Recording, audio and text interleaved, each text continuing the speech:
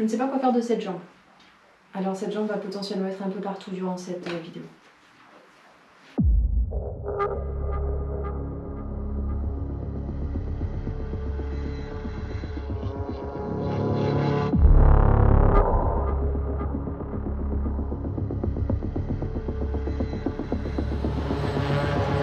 Bonjour les gens, j'espère que vous allez bien. Aujourd'hui je vous retrouve avec mon adorable et ma bien-aimée Gacy. Parce qu'on va parler de Harley Davidson. Oui, parce qu'Harley est un sujet.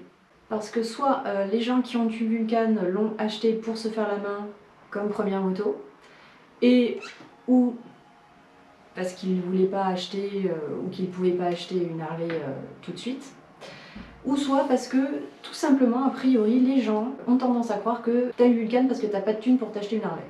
Alors je peux l'entendre parce que c'est des choses que j'ai déjà entendues. Par contre, si ça peut arriver, des fois ce n'est pas le cas et ça devient un petit peu chiant d'entendre toujours les mêmes trucs. Du coup, je vais un peu la ramener parce que j'aime bien ça. Déjà, je comprends pas le concept, quel que soit le domaine, d'acheter un truc qu'on ne veut pas et qui ne nous convient pas. Je trouve ça complètement con. On sait très bien que ça finit toujours par on va acheter en fait ce qu'on voulait à la base parce que ça va pas le faire. Voilà. Donc en gros, pour moi, c'est une perte de temps et une perte de pognon. Quitte à, si tu veux vraiment t'acheter un truc, bah écoute, je sais pas, mets plus d'argent de côté et paye-toi-le, mais va pas acheter des trucs que tu veux pas, quoi, c'est ridicule. Ensuite, de mon point de vue de motarde, même si Kawasaki annonce la Vulcan comme un custom, je pense que non. Je pense que non. On est sur un cruiser, ça c'est sûr. Un custom, je pense que les gens qui cherchent les sensations custom vont être vraiment très déçus par les sensations qu'ils vont avoir sur la Vulcan. Voilà. Kawasaki a fait des customs depuis très longtemps. Ils ont ressorti, je crois, la VN qu'ils ont appelée la VN classique il y a quelques temps de ça, qui, pour le coup, vous pouvez pas confondre, c'est vraiment un custom. Elle a la gueule de bout en bout, voilà. Alors je n'ai pas essayé cette moto évidemment, je ne sais pas ce qu'elle donne, mais même si on retrouve la même ligne assez distinctive des Vulcan / VN, je vous laisse constater les nuances quand même. Du coup je reviens à ce que je disais, est-ce que c'est pas une énorme connerie d'acheter une Vulcan quand on veut un custom? Parce que, je l'ai peut-être déjà dit, je ne sais plus, mais si vous cherchez des sensations custom sur une Vulcan, en fait vous allez sacrément vous faire chier. Vous allez quand même être déçu. J'ai acheté une Vulcan parce que je voulais une Vulcan. Même s'il est vrai qu'à une période, en des temps ancestraux et très reculés, je me suis intéressée à une Harley. Ouais, peut-être que j'ai cherché ma merde du coup, parce que comme j'ai parlé de ça au début, maintenant les gens viennent me parler, non c'est impossible, parce que les gens ne me connaissaient pas à l'époque. On le mettra pas ça. Je ne sais toujours pas quoi faire de ma jambe. Du coup je vais peut-être monter sur la moto pour la suite de nos aventures. Et ça aurait pu le faire entre nous, mais ça aurait pu le faire si déjà, il n'y avait pas 5000 boules de modifications à faire dessus à l'achat pour qu'elle puisse convenir à mes yeux. À ce stade, quand t'as pas, voilà, cette passion pour la marque, je pense qu'il faut vraiment s'interroger si t'aimes vraiment ces motos ou pas. Deuxièmement, si j'étais confortablement installée dessus, ce qui n'était pas le cas, chez Harley, il faut vraiment qu'ils pensent à se mettre le filtre à air ailleurs. Parce que moi c'était systématiquement dans mon genou, systématiquement dans ma rotule, absolument inconfortable. Pourtant je mesure 1m20, 1m60, mais c'est un peu pareil. Du coup je pense qu'il faut être soit vraiment plus petit, ce qui va être compliqué, Queen, soit vraiment faut être plus grand pour que ça tombe ailleurs, mais moi je les avais, quel que soit le modèle sur lequel je suis montée, je me suis foutu le genou dedans et ça faisait extrêmement mal. Je pense que sur le long terme ça m'a fait très mal sur les longues routes, vous voyez, des trucs comme ça. Donc ça n'allait pas. Et puis troisième raison, ça l'aurait fait si celle que je voulais n'avait pas une autonomie de 30 bornes. Oui, on en est là. J'exagère à peine. Mais quand même, les gars, ils ont assez de conf en leur moto légendaire pour produire un modèle qui est expressément fait pour aller chercher le pain. 7 litres le réservoir, les enfants. 7 litres, si mes souvenirs sont bons. À peu de choses près, ça doit être ça.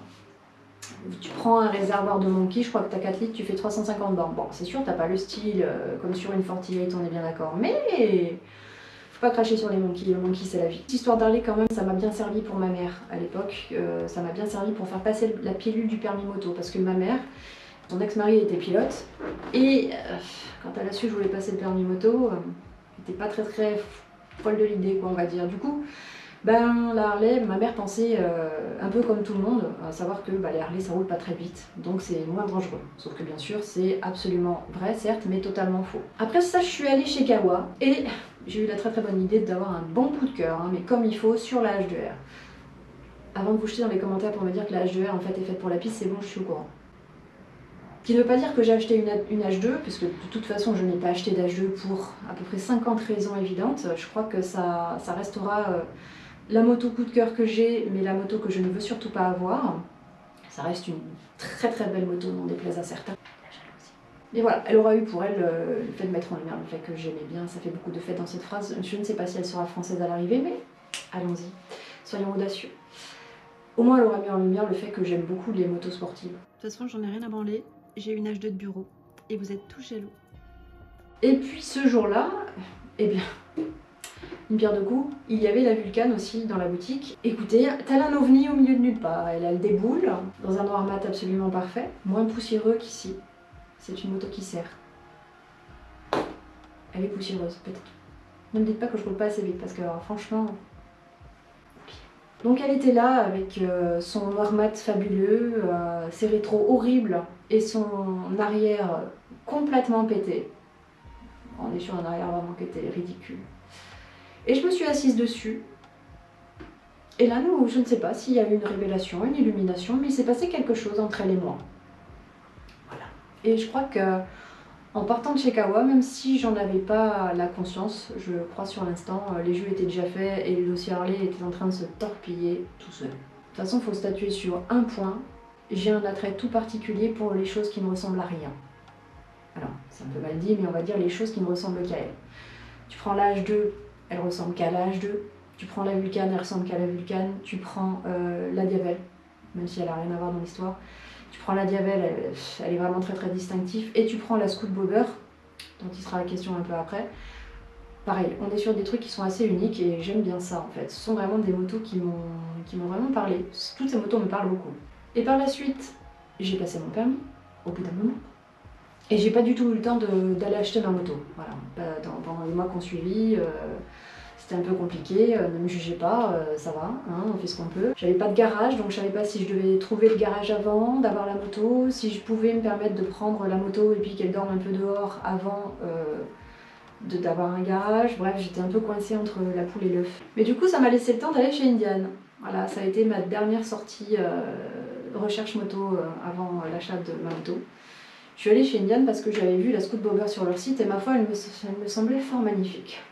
Et effectivement, arrivé là-bas, oui, je l'ai vue dans toute sa splendeur et dans toute sa perfection, d'un noir mat fabuleux, des détails et un niveau de finition absolu. J'ai jamais vu ça ailleurs. On est clairement sur un autre niveau, j'ai découvert un autre monde avec Indian.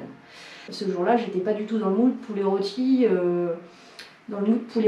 Faux plat, hein. Non, hein. Si les planètes elles s'alignaient, la moto je partais avec, hein, façon de parler. Sauf que non, en fait, bon, j'étais avec le vendeur, hein, qui n'a eu besoin de me convaincre de rien évidemment. Il m'a dit, le mec en fait qui est dehors au téléphone, il est au téléphone avec sa femme, il est rentré 10 minutes avant vous dans la boutique, et là il est en train de discuter avec elle pour savoir s'il la prend. Ah, et sans surprise, elle a dit oui, et elle a bien eu raison. Est-ce que j'ai été dégoûtée? Eh ben pas du tout. Parce que là, pour le coup, j'avais vraiment laissé la décision au destin. Si ça se faisait, eh ben écoutez, c'était un petit peu rapide, mais pourquoi pas. Et si ça se faisait pas, tant pis. Voilà.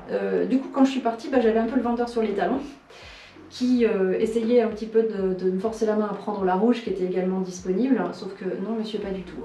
C'est une insulte à notre fixette. Notre fixette du noir et du noir mat. C'est une moto rouge, ça va pas le faire.